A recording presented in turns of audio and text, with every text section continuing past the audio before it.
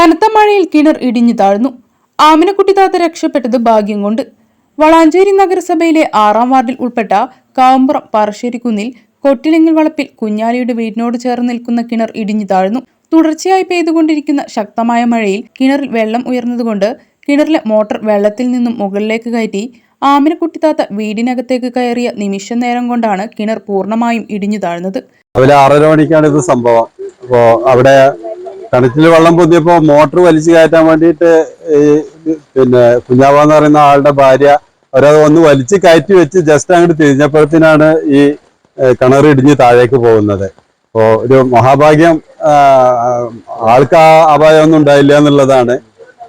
മഴ ഇന്നലെ രാത്രി തുടങ്ങിയ മഴ തോരാത്ത മഴയാണ്. അപ്പോ വളരെ സാധാരണ പെയിന്റിംഗ് ജോലിക്ക് പോകുന്ന ആളാണ് കുഞ്ഞാവ.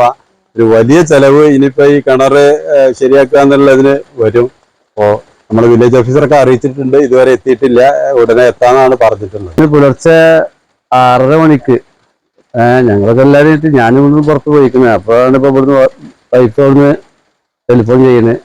എന്തോ ശബ്ദം കേൾക്കുന്നുണ്ടെന്ന് പറഞ്ഞു. അപ്പൊ ഞാൻ അവിടുന്ന് ഓടി എത്തിയപ്പോഴും ഇവിടെ കിണറ് മുക്കാഭാഗം ഇടിഞ്ഞിരിക്കുന്നു. ഇവിടെ നല്ല ബോധി മുക്കാലോ.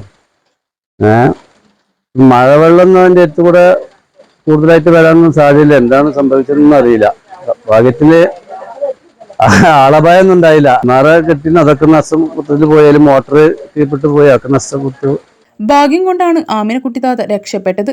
കിണറിൽ സ്ഥാപിച്ചിട്ടുള്ള മോട്ടോർ, പൈപ്പ് സുരക്ഷാ ഭിത്തി എന്നിവയ്ക്കും നാശം സംഭവിച്ചു. കിണർ വീടിനോട് ചേർന്ന് നിൽക്കുന്നതിനാൽ അപകട ഭീഷണി മുന്നിൽ കണ്ട് വാർഡ് കൗൺസിലർ KV ഉണ്ണികൃഷ്ണന്റെ നേതൃത്വത്തിൽ വീട്ടിൽ ഉള്ളവരെ ബന്ധുവീട്ടിലേക്ക് മാറ്റി താമസിപ്പിക്കുകയും ചെയ്തു. News desk D4 news.